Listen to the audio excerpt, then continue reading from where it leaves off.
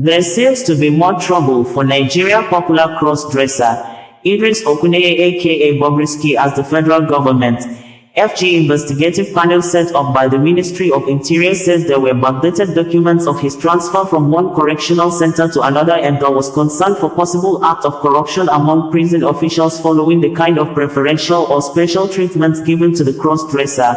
This appeared to be against the widely circulated media reports on Monday by some media houses which apparently to have wrongly or underreported the findings of the FG panel. The federal government investigative panel did not dismiss the allegation that Bobrisky served his jail term outside the prison wall. The panel only said there was no evidence to back the claim, as it is yet to complete the investigation which it promised to embark on its second phase next year. But a careful study of the panel preliminary findings suggests Bobrisky apparently served his jail term outside the prison wall because, according to the FG panel, prison officials were found wanting of falsifying and backdating documents of Bobrisky transfer from one correctional center to another.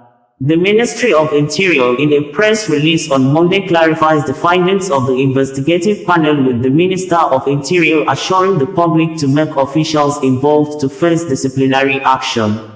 Nigeria Immigration Service, NIS, had stated in a press release on Monday that its men arrested Bobrisky while trying to flee the country at Seme border.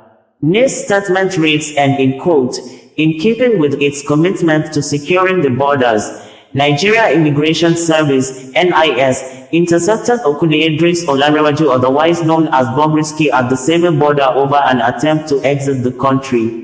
The service wishes to inform the public that Okuneye Idris is a person of interest over recent issues of public concern.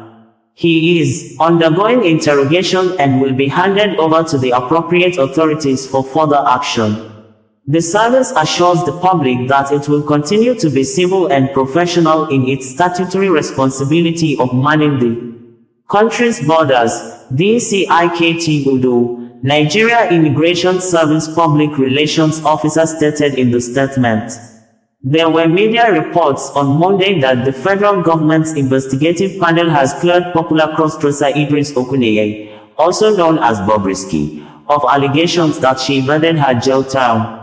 Bobrisky purportedly claimed in the audio that his sentence was cushioned by high-level officials, including the Controller General of the Nigerian Correctional Service, Haliru Nababa, allowing him to serve time in a private residence rather than in prison.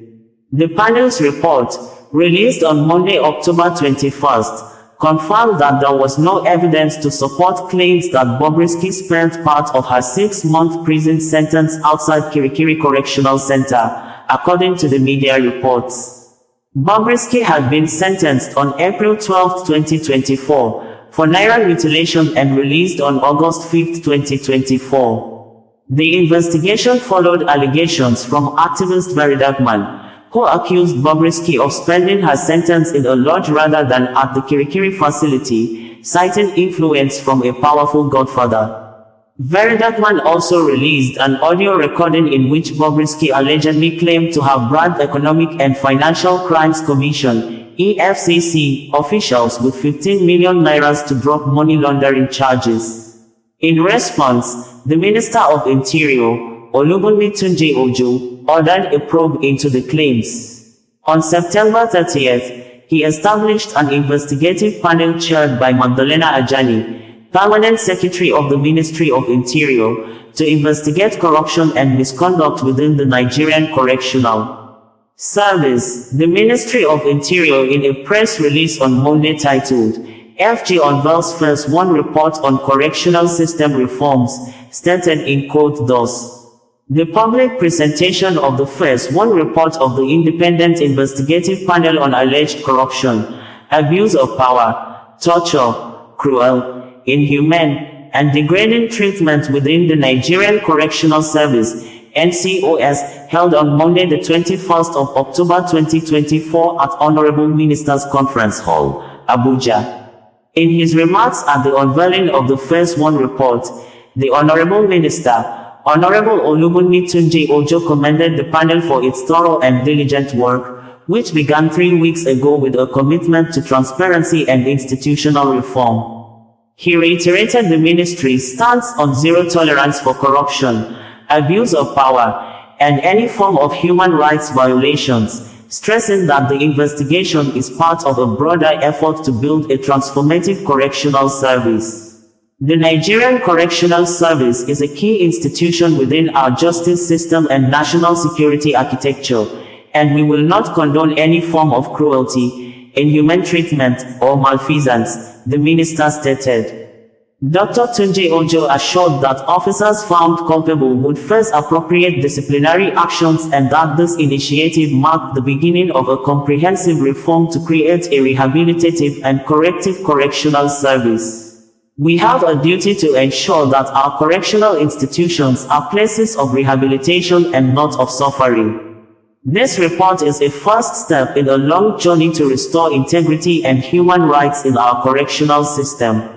We will not tolerate any form of misconduct or abuse within our custodial facilities, he reiterated.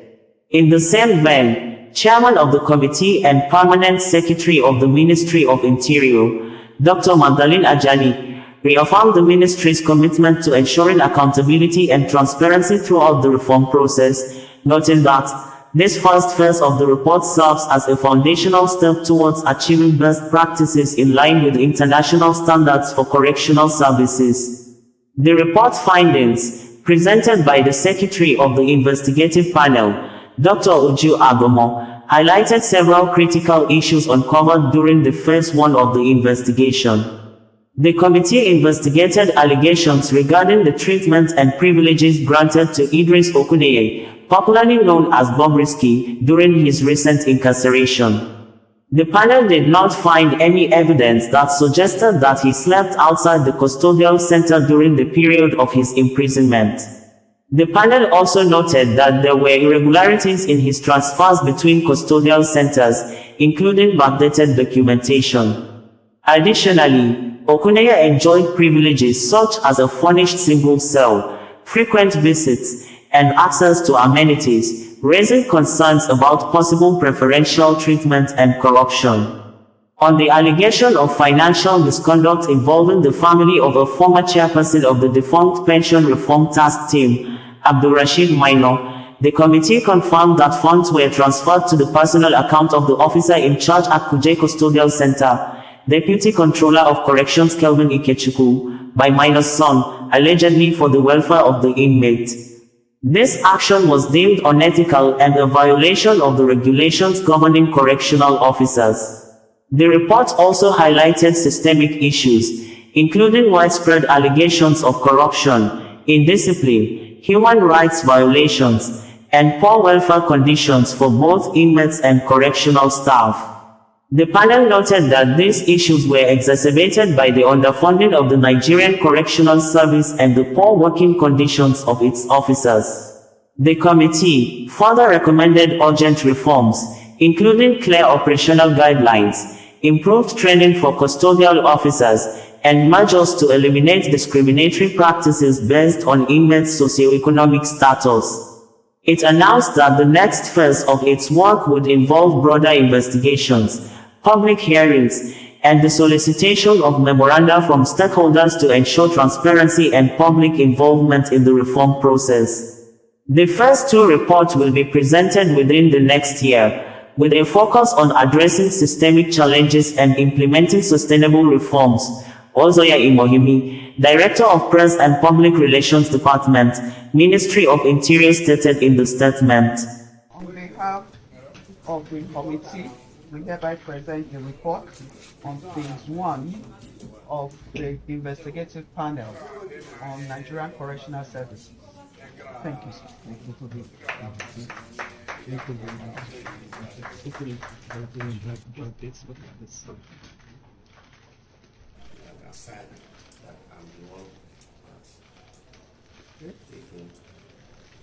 Three copies, right? Thank you.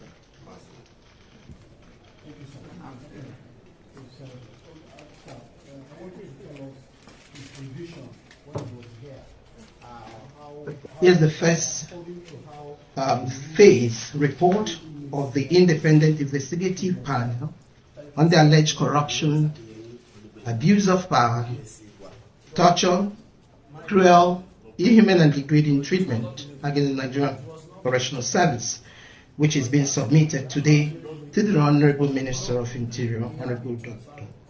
Olubimi Tunji Ojo. The executive summary. This interim report, which is the phase 1 report of the panel, focuses on the findings in relation to the investigation into specific cases, namely Mr. Idris Okuneye, widely known as Bobrisky, and to verify if he served his sentence in the Nigerian Correctional Service custodial centers, and to ascertain the veracity of the claim that an inmate in Kuje Custodial Center was intimidated, threatened, and defrauded by the officer in charge. It also highlighted other alleged violations by correctional officers which require further investigation as well as effective solutions. The finding of the panel thus far shows the following. 1. The panel did not find any evidence thus far that suggested that Mr. Idris Okuneye slept outside the custodial center during the period of his imprisonment, which was from 12th April 2024 to the 5th August 2024, with his 6 months correctional sentence with the usual remission applicable. During this period, he was transferred from Ikoyi Custodial Center to Medium Security Custodial Center, Kirikiri, Apapa, Lagos, and that was on the 12th of April. On the 22nd of April 2024, he was transferred from Medium Security Custodial Center, Kirikiri, to the Maximum Security Custodial Center, from where he was discharged after completion of his sentence on the 5th of August 2024. The State Controllers of Corrections have the power by law to transfer an inmate from one custodial center to another within the same state. Proper documentation of Okuneye Idris was not made prior or as he was being transferred from Ikoyi Custodial Center to Medium Custodial Center, Medium Security, and from the Medium Security Custodial Center, Kirikiri, to the Maximum Custodial Center, Kirikiri. The documents were later provided on the 28th of September 2024 and backdated to the 12th of April 2024 and 22nd April 2024 respectively. These are in violations of Section 168 and 169 of the Nigerian Correctional Service Standing Order Custodia. The transfer of Mr. Okuneye Idris from the Medium Security Kirikiri, Lagos to the Maximum Security Kirikiri, Lagos, being a first offender, violated Section 16(4)(a) and Section 16(4)(b) of the Nigerian Correctional Service Act of 2019.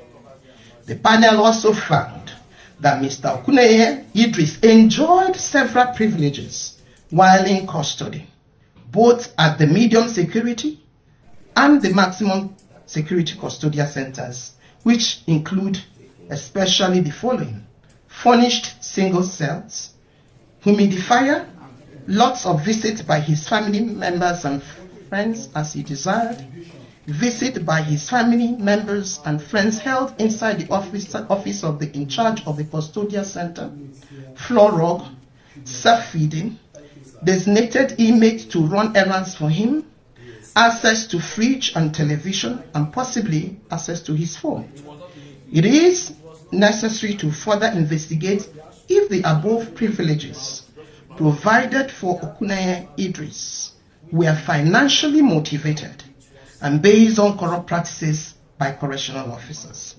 The panel believes that the peculiar case of the inmates and the inmate's physical look and behavior pose a threat, and the lack of laid down rules for the treatment of such a case may have necessitated such privileges to be granted to Okuneye Idris.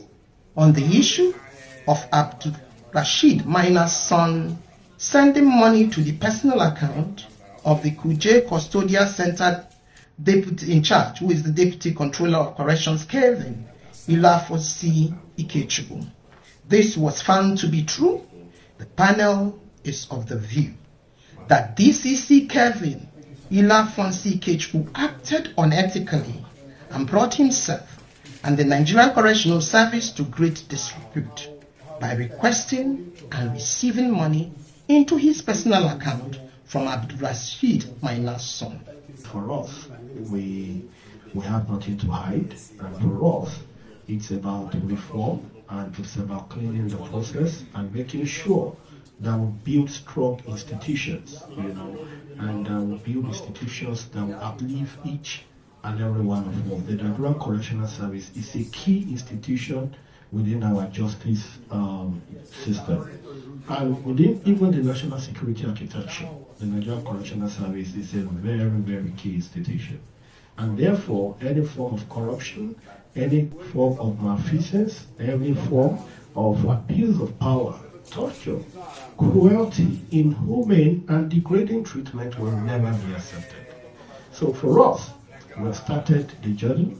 Whoever the officer might be, I don't care where he's from, if we found wanting, according to this report, will pass through the necessary disciplinary process of the board, and we will make sure that those officers, their actions are met with the sort of sanctions and discipline that the law demands. Bringing you the news in a more digital way.